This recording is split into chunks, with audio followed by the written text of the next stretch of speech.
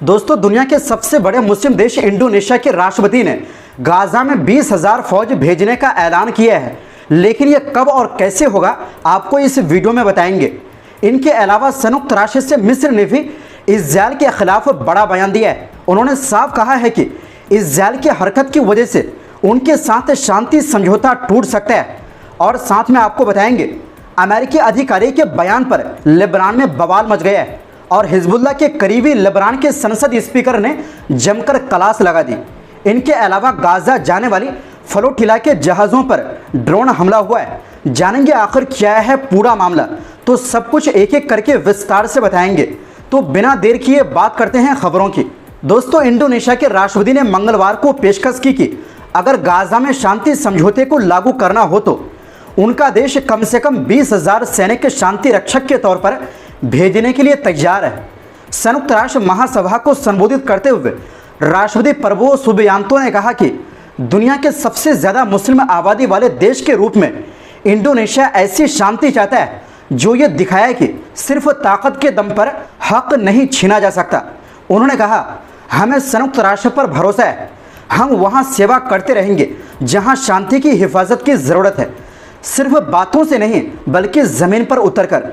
राष्ट्रपति ने साफ कहा, अगर और जब संयुक्त राष्ट्र सुरक्षा परिषद और ये महान महासभा फैसला लेती है तो इंडोनेशिया तैयार है कि अपने 20,000 या उससे भी ज़्यादा बेटे बेटियों को गाजा में शांति कायम करने के लिए भेजे। उन्होंने ये भी पेशकश की कि इंडोनेशिया सिर्फ गाजा ही नहीं बल्कि यूक्रेन, सूडान और लीबिया जैसे इलाकों में भी शांति रक्षक भेजने के लिए तैयार है। प्रबोवो ने कहा कि हिंसा कभी किसी सियासी मसले का हल नहीं हो सकती, क्योंकि हिंसा सिर्फ और ज़्यादा हिंसा को जन्म देती है। उन्होंने यूएन से सख्त कदम उठाने की अपील करते हुए चेतावनी दी, अगर ये तबाही नहीं रोकी गई तो दुनिया एक खतरनाक दौर में दाखिल हो जाएगी, लगातार युद्धों और बढ़ती हिंसा का। उन्होंने ये भी कहा कि कोई एक देश पूरी इंसानियत को दबा नहीं सकता। प्रबोवो ने यूएन महासभा को याद दिलाया कि कैसे इंडोनेशिया ने डच उपनिवेशवाद के दौरान सैकड़ों साल तक जुल्म, गुलामी और गरीबी झेली। हमें अपने ही मुल्क में कुत्तों से भी बुरा समझा गया, इसलिए हम अच्छे से जानते हैं कि इंसाफ से वंचित होना क्या होता है, रंग भेद में जीना क्या होता है, गरीबी और भेदभाव में रहना क्या होता है। गाजा को 2 साल से जारी इजरायली हमलों ने तबाह कर दिया है। इजरायल बार बार हमास को ख़त्म करने के बहाने भीषण हमला कर रहा है। उसका ताज़ा हमला गाजा सिटी के सबसे बड़े शहरी केंद्र पर कब्जा करने के लिए। हालांकि पहले भी कई प्रस्तावों में ये बात सामने आई थी कि गाजा की सुरक्षा की जिम्मेदारी किसी विदेशी ताकत को सौंप दी जाए। इसी बीच फ्रांस और सऊदी अरब ने संयुक्त राष्ट्र महासभा में एक प्रस्ताव रखा, जिसे भारी बहुमत से मंजूरी भी मिल गई। इस प्रस्ताव में गाजा में अस्थायी तौर पर एक अंतर्राष्ट्रीय मिशन भेजने की बात कही गई है, ताकि युद्ध विराम के दौरान हालात को स्थिर किया जा सके। वहीं दूसरी ओर दोस्तों, गाजा की तबाही को लेकर अब मिस्र ने सबसे सख्त बयान दिया है और ऐसा लग रहा है कि अब मिस्र होश में आ रहा है। दरअसल मिस्र ने इजरायल को सख्त चेतावनी दी है कि गाजा में जारी सैन्य अभियान की वजह से उसका इजरायल के साथ कई दशक पुराना शांति समझौता अब खतरे में पड़ सकता है। मंगलवार की शाम संयुक्त राष्ट्र सुरक्षा परिषद की बैठक में मिस्र के संयुक्त राष्ट्र में राजदूत उसामा अब्दुल खालिक ने कहा कि इजरायल की कार्रवाइयां लगभग 50 साल से चली आ रही शांति को खतरे में डाल रही है और इसके नतीजे पूरे क्षेत्र के लिए बेहद गंभीर हो सकते हैं। राजदूत ने कहा कि अब इजरायल के इरादे छुपे नहीं रहे। उसके आधिकारिक बयानों और कामों से साफ झलकता है कि गाजा में फिलिस्तीनी आबादी के ढांचे को बदलने की एक असली योजना बनाई जा रही है। अब्दुल खालिक ने आरोप लगाया कि इजरायल सैन्य हमलों, भूखमरी और ज़रूरी ज़िंदगी की सुविधाओं को नष्ट करके गाजा की बड़ी आबादी को जबरन बेदखल करने की कोशिश कर रहा है और मिस्र इस साजिश को पूरी तरह नामंजूर करता है। उन्होंने कहा कि गाजा में चल रहा ज़मीनी हमला असल में एक खतरनाक और शातिराना योजना का हिस्सा है, जिसे हमास न केवल खारिज करता है बल्कि इसके किसी भी नतीजे को मानने के लिए तैयार नहीं है। मिस्र के राजदूत ने बताया कि उनका देश कतर और अमेरिका के साथ मिलकर युद्ध खत्म कराने की मध्यस्थता कोशिशों के लिए प्रतिबद्ध है। उन्होंने ये भी घोषणा की कि मिस्र एक अंतर्राष्ट्रीय कॉन्फ्रेंस आयोजित करेगा जिसका मकसद गाजा की बहाली और पुनर्निर्माण होगा, लेकिन ये तभी संभव होगा जब युद्ध विराम लागू हो और बेदखली की योजना रोकी जाए। उन्होंने चेतावनी दी कि गाजा में मानवीय हालात बेहद खतरनाक और तबाही वाले हो चुके हैं। उन्होंने इसका जिम्मेदार इजरायल की सख्त पाबंदियों को ठहराया, जिनकी वजह से राहत सामग्री की सप्लाई और संयुक्त राष्ट्र व मानवीय एजेंसियों का काम रुक गया है। नतीजतन गाजा की जनता बेहद भयानक तकलीफों का सामना कर रही और हालात उन्हें भूखमरी की कगार पर धकेल चुके हैं।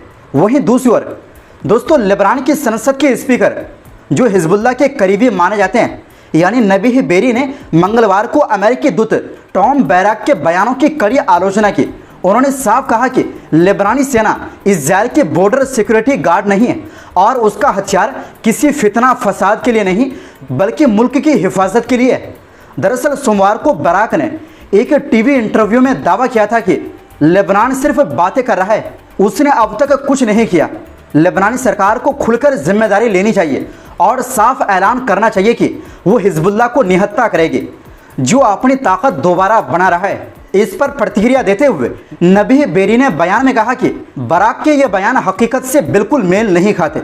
उन्होंने कहा कि लेबनानी आर्मी, उसके अफसर और जवान सब हमारे बेटे हैं। हम अपने वतन की हिफाजत और अपनी सरहदों की रक्षा के लिए इन्हीं पर भरोसा रखते हैं। बेरी ने साफ किया कि लेबनानी सेना कभी इजरायल की सीमा सुरक्षा बल नहीं बनेगी। उसका हथियार फसाद फैलाने का नहीं बल्कि अमन व सुकून की हिफाजत का है। सेना का मिशन पवित्र है। इजरायल की बार बार सीज फायर तोड़ने की हरकतों पर बेरी ने कहा कि यह हमला किसी एक इलाके, फिरके या मजहब पर नहीं बल्कि पूरे लेबनान पर होता है। उन्होंने पूरे देश को एकजुट होने और किसी भी संभावित इजरायली हमले के खिलाफ जागरूक रहने की अपील की। उन्होंने ये भी दोहराया कि लेबनान शुरू से ही सीज फायर समझौते पर अमल कर रहा है, जबकि इजरायल बार बार इसे तोड़ता है और अपनी जिम्मेदारियों से भागता है। बेरी ने अंतर्राष्ट्रीय समुदाय से अपील की कि वो इजरायल पर दबाव डाले ताकि वो कब्जा की गई जमीन छोड़ दे और लेबनानी आर्मी को लिटानी नदी के दक्षिण तक पूरी तरह फैलने का मौका मिले। साथ ही उन्होंने लेबनानी सरकार से कहा कि वो हमले से प्रभावित लोगों को मुआवजा देने का वादा पूरा करे। उन्होंने चेतावनी दी कि इस इंसानी और अंतर्राष्ट्रीय मसले में देरी का राजनीतिक नुकसान होगा। आपको बता दें कि अमेरिकी अधिकारी के बयान पर पूरे लेबनान में बवाल मचा हुआ है और जमकर विरोध भी हो रहा है। वहीं दूसरी ओर दोस्तों, गाजा की नाकेबंदी तोड़ने निकली ग्लोबल समुद्र फ्लोटिला पर बड़ा हमला हुआ है। बुधवार सुबह सुबह भूमध्य सागर में गाजा की ओर बढ़ रहे कम से कम 10 जहाज़ों को लगातार ड्रोन हमलों का निशाना बनाया गया। कई धमाकों की आवाज़ें सुनी गई और जहाज़ों का कम्युनिकेशन सिस्टम भी बुरी तरह खराब हो गया। लेकिन राहत की बात यह है कि अभी तक किसी के घायल होने की खबर नहीं है। संयुक्त राष्ट्र के विशेष प्रतिनिधि फ्रांसिस्का अल्बानीज़ी ने बताया कि जहाज़ों पर 7 ड्रोन हमले किए गए। उन्होंने कहा कि आसमान में करीब 15 ड्रोन मंडरा रहे थे। अल्बानीज़ी ने तुरंत जहाज़ों की सुरक्षा की मांग करते हुए जोर देकर कहा, फ्लोटिला से हाथ हटाओ। वहीं फ्लोटिला की निगरानी कमेटी का कहना है कि जहाज़ों पर अज्ञात चीज़ें फेंकी गई जिससे उन्हें नुकसान हुआ और उनके आसपास 13 धमाके दर्ज किया गया। कमेटी ने सीधे सीधे इजरायल पर इल्ज़ाम लगाया कि वो झूठी बातें फैला रहा है ताकि इस मानवीय काफिले पर किसी भी सैनिक कार्रवाई को सही ठहरा सके। उन्होंने साफ कहा कि अगर फ्लोटिला पर हमला किया गया तो ये युद्ध अपराध होगा और अंतर्राष्ट्रीय कानून का बड़ा उल्लंघन भी।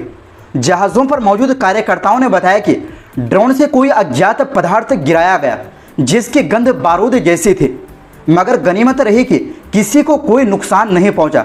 याद दिला दें कि इससे पहले भी 8 और 9 सितंबर को फ्लोटिला के आयोजकों ने ऐसी ही हमलों की शिकायत की थी। और ख़ास बात यह है कि अभी कुछ दिन पहले ही इजरायली विदेश मंत्रालय ने इन जहाज़ों के काफिले को गाजा नहीं बल्कि इजरायल के बंदरगाह में ठहरने को कहा था और इजरायल की इस पेशकश को फ्लोटिला के आयोजकों ने खारिज कर दिया। तो दोस्तों, फिलहाल के लिए इस रिपोर्ट में बस इतना ही। आपसे गुजारिश है हमारी सपोर्ट के लिए चैनल को सब्सक्राइब ज़रूर करें, क्योंकि आपकी सपोर्ट ही हमारी ताकत है।